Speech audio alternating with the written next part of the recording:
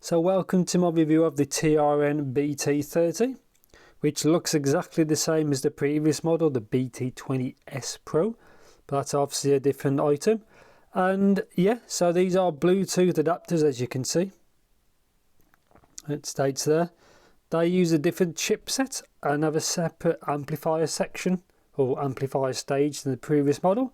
Unusual full disclaimer is this is sent out to me by Linsol to review, so thank you very much. I was not paid to do this video and all the thoughts and opinions are my own. Yeah, and let's just get into it, as these are a little bit different from the previous model.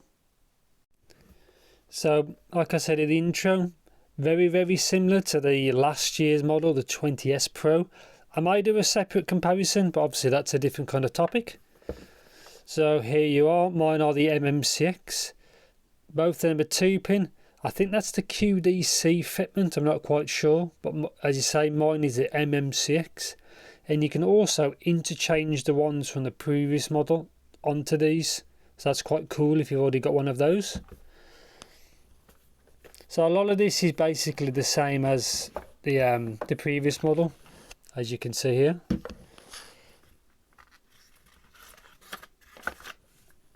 So a bit of paperwork in the bottom. So you got the usual warranty card here, QC one, which is still spelt wrong, which is good to see. And the user guide, I'll go over that in a separate clip. So this is what it comes in. Obviously the branding, same as last year. Obviously Type-C port there. Yeah, that's it. So it is quite a rugged case. If you've seen the 20S Pro, it's the same thing. Dun dun dun. This is what I did try it with, but obviously you can see they fit in the case, which is kind of cool. Even when they're attached, it still fits. But when you've got, if you don't have the wire in there like I have, you do gain a bit of space. But as you can see, USB to Type-C. Well, USB-C, obviously USB-A. Kind of short cable, does the job. If you want to use your own cable for your phone, obviously you can help yourself. And yeah, so that's it. I'll just quickly take them out. Just take this one out. So again, as you say, same as last time. Or plastic. Unclip that. You can see the connection. Very straightforward. It holds it secure, easy to use. If it focuses, mine says R for right. So right is on the left and left is on the right. That way it makes seats more compact. If you fitted them the other way around, it'd make the case actually larger. But yeah, that's it. So one button there. Obviously it's got microphones. It uses CVC 8, I think, for microphones. Well, for the noise reduction.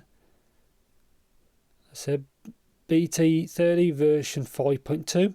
I tested this with Bluetooth 5.1, which is my Poco F2 Pro, and yeah, I'll get to more of that in the review. Let's see what the guide's like over there. So here is the instructions. It comes in, I think, four different ones, all different basically kind of Asian languages and then English. So BT30, as it states everything it comes with. The zipper inside is also the LED, the indicator light, which is just inside. There's only one button on each. Swappable connectors. These also can be used in mono and you can swap them between them. That's the good thing about the 3040 chipset. So you can use one at a time. So to power on, you can do it manually or when you take them out the case. Obviously powering's auto. Button press is 3 times for previous. Next one is 2 times, and to call end calls. You can also reset previous paired ones. A lot of it's very easy to use. Just the information there. Power warning. How long they take? A couple of hours to charge. You can see about fully charging. And there's the information. So Bluetooth 5.2. My phone only just 5.1. Operation time there it says 6.5 hours. You should roughly get to that, but I'll speak to that more about it in in a bit. It's got auto shut off, and yeah, so the use case of these is very simple. So as I've been using these for quite a while anyway, straight on to the actual review of them. So finally on to the review of the BT30s. Again, like I said in the previous parts of this video, very similar to the BT20S Pro.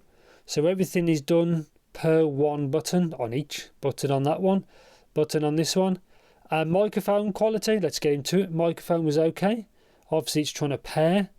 The ends, like I said, easily can swap from the previous model, or if you've already got, if you already bought them separately. In the centre there is the actual LED light between the R and L. Obviously that's what the case looks like, which is fine. I'm quite happy with it. It's a little bit on the big side, but then again, you do lose space for like everything being fitted in there. So battery life, it states 6.5 hours play time of the actual units, and then 20 from the case.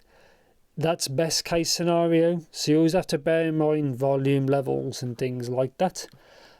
Signal strength was okay. Again, like the previous model, you want to have line of sight if you can, but you get probably 8 to 10 meters. But if you've always got your device on you, or if it's in line of sight of your device, it should be okay, really. And how they work with each other, again, it works perfectly fine. I tried these with aptX, and it works fine. So yeah, battery life was fine. How you pair them, again, is fine. Very, very straightforward.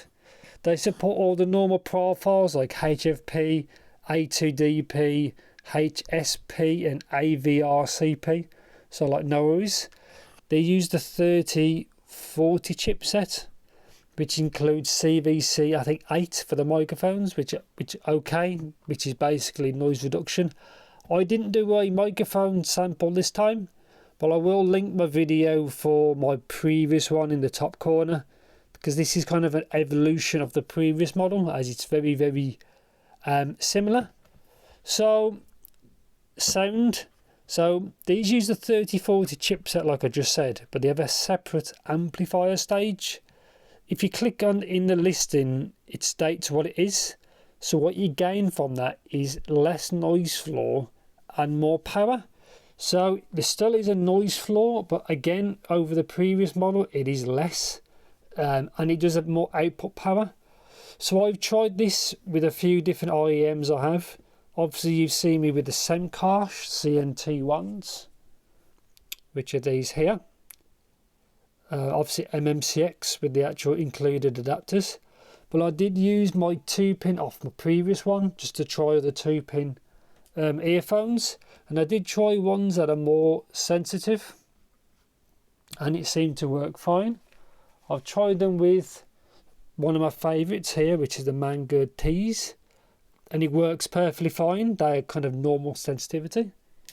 So sound quality is, it didn't really seem very coloured. It seems they seem to sound correct, like what it's supposed to sound like. So they didn't sound really like the chipset is really changing anything, really, which is kind of good. So it's passing through the correct sound signature. There's no filters or nothing like that, and also there's no app. So that it's just very straightforward. But I do like the idea of these, where you can use any earphone that you've got and use them as Bluetooth adapters, which is, I like that on the previous models, because I've had the BT20S Pro, and I've had the BT20S, which is the model before that. So this one's an aptX one as well. The newer model is better than these. These have a lot of noise floor, so I don't really recommend the older model anymore. These older one was okay when it came out, but obviously it's been superseded by better gear. So sound performance, they are water resistant according to the actual stats, but I never tried that. I tried them in dry conditions. The actual fit is, I get one out. Only thing to note is that's the thickness of it. So if you are a glasses wearer, and the top of your ear, I'm not sure what it's called, if it's thin, where you know where your glasses would sit, it may get a little bit uncomfortable because you've got your glasses width, plus you've got the width of this the ear hook design. But I do sometimes wear glasses, but I had no issues at all. But everybody's a bit different. Build quality seems fine. I haven't had any technical issues or anything like that. Obviously Type C on the front. But again, you say it works very similar to the older model. So what you kind of lose compared to the previous one is you do lose a bit of battery life, but you do gain a better noise floor and more power. Like I said, I've tried this with the only thing I would have liked to try this with is the Tin P1s, but I don't have them, obviously because they're planar. But yeah, I do like what they are. This is kind of a shorter video because they're very straightforward, but they do pair well. They have a good connection. The battery life is not as good as before, but it's still, I still think it's more than enough to be able to use with any earphones that you currently own, with the right connector, that is. Say good strength.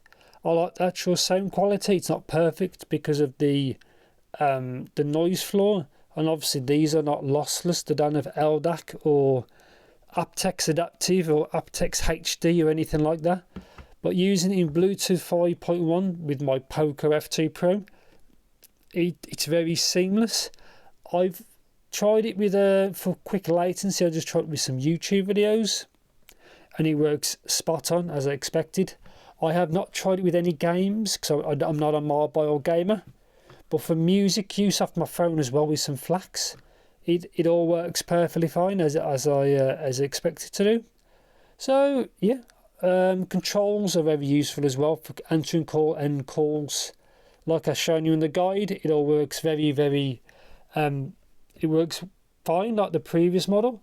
Obviously, if I do have any issues with it in the case of reliability or anything like that, I will link in the description. But it's been fine for me in my use case. And yeah, so not much to say really. It does what it's supposed to do. Let's take them back out and have a look. So obviously in the case, like I said, that's right, that's left. They fit them in that way to make them more compact, otherwise the case starts to get bigger. Obviously one button there. Microphone there, very straightforward. Obviously charge pin, the charge connectors are there. And yeah, so that's pretty much, I think that's pretty much it really. If you want to know anything, in particular, obviously usual in the description. I like it. I like what they do. So compared to another TRN product, this is the T300s. They had the previous chipset, so it is a bit of a different, obviously, in case size. But that's the trade-off. You can use any earphone you want.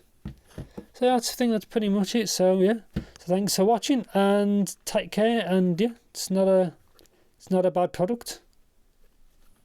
See you in the next video.